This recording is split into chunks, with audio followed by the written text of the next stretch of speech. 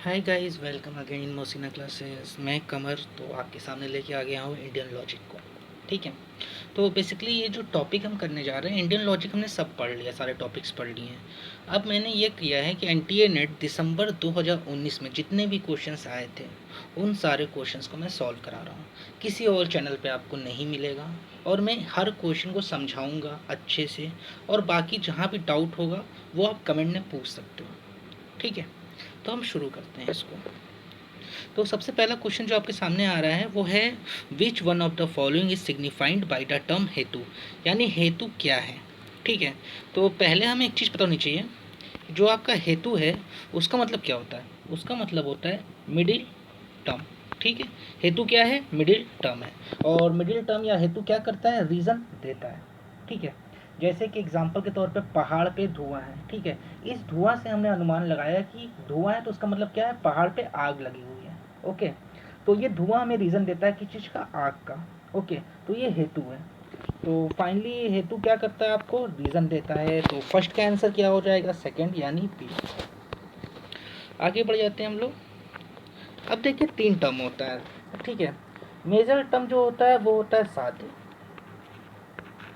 Indian logic में। और जो आपका माइनर टर्म होता है उसको हम कहते हैं पक्ष। ओके, और जो आपका मिडिल टर्म होता है उसको हम हेतु कहते हैं, अभी हमने बात कर ली थी। तो अब यहाँ पे पूछ क्या रहे हैं, the term paksha according to classical Indian school of logic.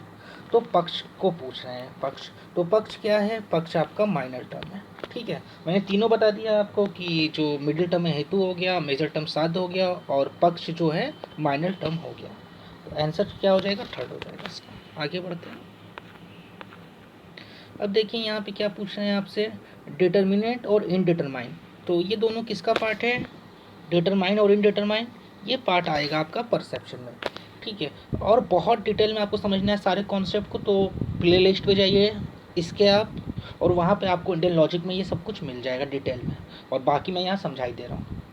तो इसका आंसर क्या हो जाएगा, प्रत्यक्ष यानी परसेप्शन। और यही सबसे स्ट्रॉन्ग प्रमाण होता है प्रत्यक्ष। क्यों, क्योंकि ये खुद आप जब देखते हो ना किसी चीज़ को, प्रत्यक्ष को प्रमाण की आवश्यकता है, ये आपने सुना भी होगा किसी न किसी के मुंह से, बहुत मशहूर कहावत है ये।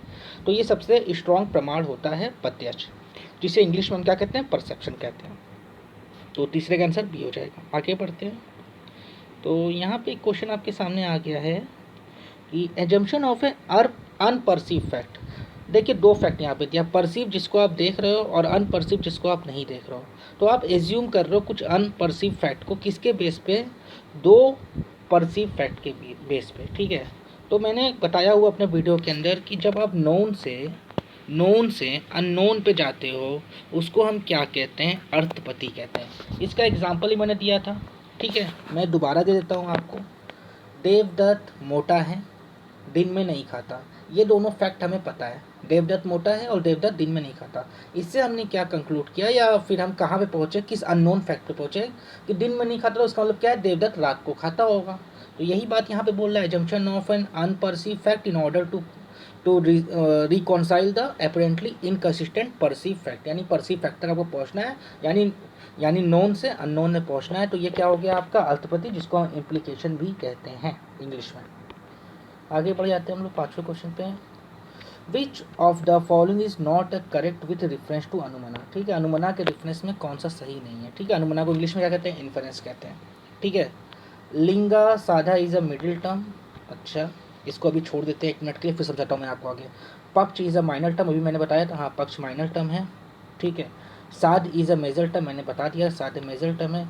हेतु इज अ माइनर टर्म, जी नहीं, हेतु क्या है, हेतु आपका मिडिल टर्म है। तो क्या पूछ क्या रहे हैं, नॉट पूछ रहे हैं ना, तो 4 आपका आंसर हो जाएगा। अब आते हैं पहले ऑप्शन पे। तो यहाँ पे हमें क्या मालूम चलता है, मिडिल टर्म का 3 नाम मालूम चलता है आपको यहाँ से। क्या, हेतु भी बोल सकते हैं उसको, लिंगा भी बोल सकते हैं उसको, और साधना भी बोल सकते हैं उसको। साध नहीं, साधना। ठीक है, यानी हेतु हो गया, लिंगा हो गया और साधना हो गया। ये क्या है, ये मिडिल टर्म का नाम हो गया। पक्ष क्या है आपका, माइनर टर्म, और साध्य क्या है आपका, मेजर टर्म। इसको याद रखिएगा, एग्जाम में आ चुका है कई बार, और इस बार तो आया ही है 2019 दिसंबर के पेपर में। ये सारे क्वेश्चन 19 दिसंबर के पेपर के हैं जो मैं आपको करा रहा हूँ। ठीक है, इसको करने के बाद और वीडियोस देखने के बाद आपके सारे कॉन्सेप्ट क्लियर हो जाएंगे, और इंडियन लॉजिक में आप सारे क्वेश्चंस कर लोगे आराम से। आगे बढ़ते हैं हम लोग। अब आइए अगला क्वेश्चन आ गया, विच of the following is not a necessary step when you present N argument based on inference. Inference का मतलब क्या हो गया, अनुमाना पूछ रहे हैं यहाँ पे, ठीक है, before the other according to the classical Indian school of logic, ठीक है। अब देखिए इसकी एक स्टेप होती है, स्टेप पे सीधे आ जाते हैं। सबसे पहले क्या होता है इसकी स्टेप में, वो होता है प्रतिजना। प्रतिजना क्या होता है, it is a logical statement which is to be proofed, जिस स्टेटमेंट को प्रूफ करना होता है। जैसे हम कहें कि पहाड़ पे आगे इस बात को प्रूफ करो, ठीक है, किस बेस पे करेंगे, पहाड़ पे धुआं है उसके बेस पे करेंगे। क्यों, धुआं जो है हेतु है, और हेतु क्या है, रीज़न दे रहा है। रीज़न क्या दे रहा है कि वहाँ पे धुआं, इसका मतलब क्या है कि वहाँ पे आग होगी, इसका आप अनुमान कर सकते हो। तो ये हो गया आपका प्रतिजना, वो स्टेटमेंट जिसे हमें प्रूफ करना है।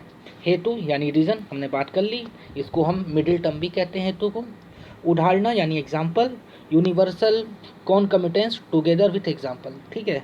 यानी देखिए उदाहरणा का मतलब क्या हो गया, जैसे कि उदाहरणा का मतलब यहाँ पे हो गया जहाँ भी धुआं होगा वहाँ पे आग जरूर होगी, ठीक है। यानी ये क्या है, यूनिवर्सल दोनों साथ में चल रहा है, ठीक है, जहाँ भी धुआं होगा वहाँ पे आग जरूर होगी। लेकिन इसका उल्टा सही नहीं होता, जहाँ भी आग होगी वहाँ धुआं जरूरी नहीं, लेकिन जहाँ भी धुआं होगा वहाँ पे आग जरूरी है। तो ये आपका उदाहरणा हो गया, ठीक है, ओके। यानी वेप्टी रिलेशनशिप होती है ना दोनों के बीच में, ओके। तो ये उदाहरणा हो गया। अब इसी उदाहरणा को हम अप्लाई करते हैं किसी और कंडीशन में। ओवन का एग्जांपल लेके हम अप्लाई कर सकते हैं इसको। उदाहरणा के बाद क्या आएगा, उपनयन आएगा, ठीक है, ये चौथा हो गया आपका स्टेप। और फाइनली आपने क्या किया, कंक्लूड किया यानी निगमना किया। तो अब देख लेते हैं हम क्वेश्चन क्या पूछा था आपसे, कि इसमें आपसे पूछा था कौन सी स्टेप नहीं, निगमना स्टेप है, हाँ है, उपमन्या भी है, और सॉरी उपनयना भी है, उदाहरणा भी है, उपमना नहीं है। उपमना क्या है, कंपेरिजन है, ये एक अलग तरह का जो है आपका प्रमाण है।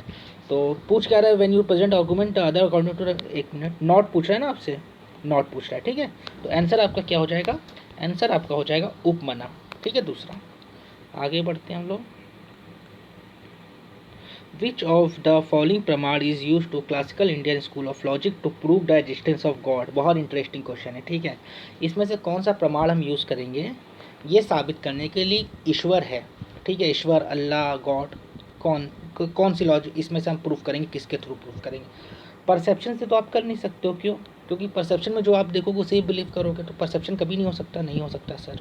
फाइनली ठीक है, कंपेरिजन कोई मतलब यहाँ पे है नहीं, और यहाँ पे दो फैक्ट तो दिया नहीं जिससे जिससे आप देखिए अल्पति में क्या होता है, नोन से अननोन पे आप जाते हो ना, यही होता है ना, दो फैक्ट नोन होता है उससे आप अननोन पे जाते हो। जैसे कि देवदत्त मोटा है दिन में नहीं खाता, इसका मतलब क्या है, देवदत्त रात में खाता है, तो अल्पति भी ये नहीं होगा।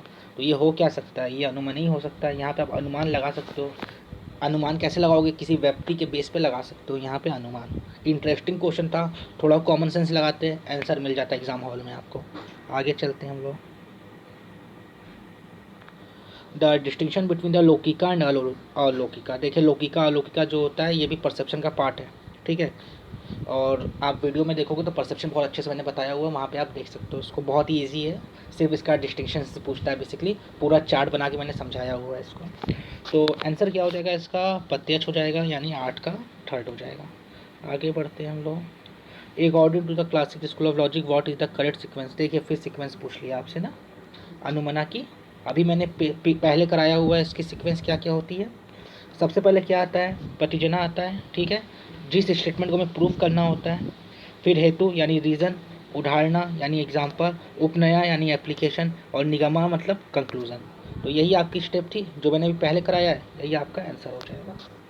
आगे बढ़ते हैं हम लोग 10वें क्वेश्चन की तरफ, विच ऑफ द फॉलोइंग फैलेसी, ठीक है, यानी यहाँ पे पूछ क्या रहा है आपसे, हेतुवाभास पूछ रहा है। हेतुवाभास का मतलब क्या होता है, जब हेतु में कुछ कमी हो जाए, ठीक है, ओके।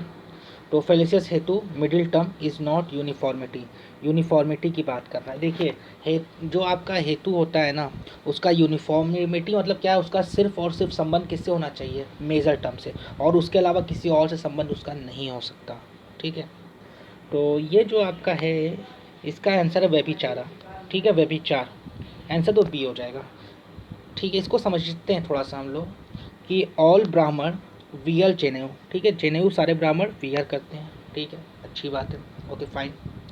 और देवदत्त इज अ ब्राह्मण, ठीक है, सॉरी देवदत्त वियर जनेऊ, तो देवदत्त इज अ ब्राह्मण, फाइनली हमने कंक्लूड कर लिया, ओके।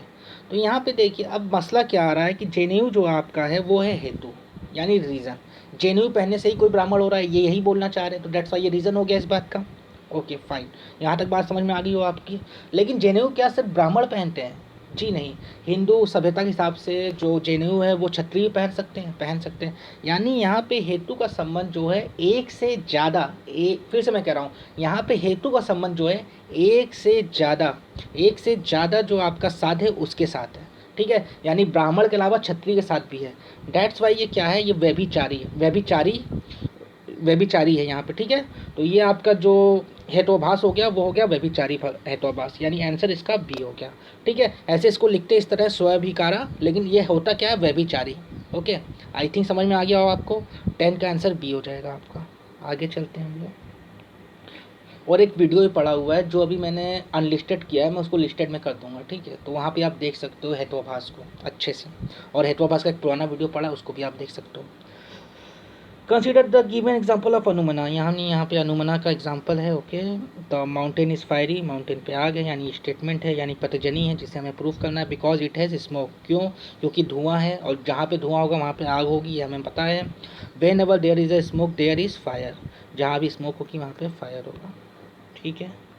ओके, ये आपकी थर्ड वाली क्या है, व्यक्ति है। विच ऑफ द फॉलोइंग एक्सप्रेस व्यक्ति रिलेशन ऑफ इनवेरिएबल, ठीक है। व्यक्ति किसके बीच में होती है? व्यक्ति होती है सर बीच में मिडिल टर्म के और मेजर टर्म के। मिडिल टर्म यहाँ पे क्या है? मिडिल टर्म यहाँ पे स्मोक है, यानी वही रीज़न है, ठीक है। और मेजर टर्म क्या है? आग है, ठीक है। यानी साध आग हो गई और हेतु जो है स्मोक हो गया, ठीक है।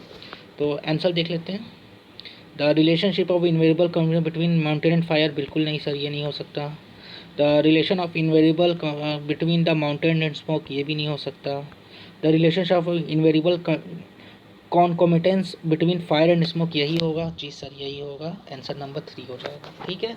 इनवेरिएबल पूछ रहा है, और वो किसके बीच में होता है? फिर मैं रिपीट कर दे रहा हूँ, मेजर टर्म और मिडिल टर्म के बीच में होता है। और या इंडियन लॉजिक में कहें तो उसको क्या कहेंगे? हेतु कहेंगे मिडिल टर्म को, और मेजर टर्म को क्या कहेंगे? साध्य कहेंगे। ओके, आई थिंक समझ में आ गया होगा। आगे चलते हैं हम लोग, क्वेश्चन नंबर 12 पे आते हैं। देखिए, ये फिर हेतुआभास का क्वेश्चन है। Fire is a cold because it is a substance, ठीक है। पहली बात तो हमें पता है कि फायर कोल्ड नहीं होती, यानी फायर ठंडी तो होती नहीं है, सबको पता है, ठीक है। ये जो आपकी फैलेसी है वो फैलेसी कौन सी है? ये आपकी फैलेसी है बाधिता फैलेसी, ठीक है। अब सुनिए इसमें होता क्या है। ये जो फैलेसी होती है, जो इसकी स्टेटमेंट होती है वो कट जाती है। किससे कटती है? जो बहुत ज़्यादा स्ट्रॉन्ग प्रमाण होता है। यानी यहाँ पे ये कटेगी किससे? ये कटेगी आपकी परसेप्शन से। क्यों? क्योंकि हमें प्रत्यक्ष ज्ञान है कि आग क्या होती है, गर्म होती है, ना कि ठंडी होती है।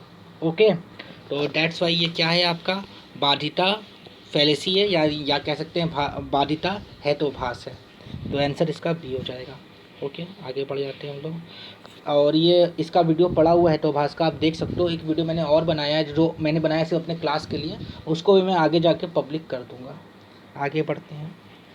तो यहाँ पे देखिए, टर्म योगाजा और pertain to the which of the following pramana. तो बेसिकली ये जो आता है ये किस में आता है? ये किसका पार्ट है? ये परसेप्शन का पार्ट है। ओके, डायरेक्ट क्वेश्चन है सब पार्ट डिवीजन पे, इसलिए मैं इस पर बहुत ज़्यादा डिटेल में नहीं जा रहा हूँ। अनुमना क्वेश्चन थोड़े लॉजिकल है, इसलिए मैं ज़्यादा डिटेल में उसमें जा रहा हूँ। आगे बढ़ते हैं हम लोग। या वीडियो पसंद आए तो वीडियो लाइक कर लीजिए, अपने फ्रेंड्स के साथ शेयर कीजिए, और चैनल को सब्सक्राइब कर लीजिए। आगे बढ़ते हैं। देखिए, वही क्वेश्चन आके दोबारा मैं रिपीट कर, Devdutt is a fat and he does not eat during the day, ठीक है। फैट है, दिन में नहीं खाता, देयरफॉर हम कह सकते हैं Devdutt eating during the night. Okay, तो फाइनली ये क्या है आपका? कंपेरिजन बिल्कुल नहीं है। इम्प्लीकेशन, परसेप्शन, वर्बल, ये इम्प्लीकेशन है, ठीक है।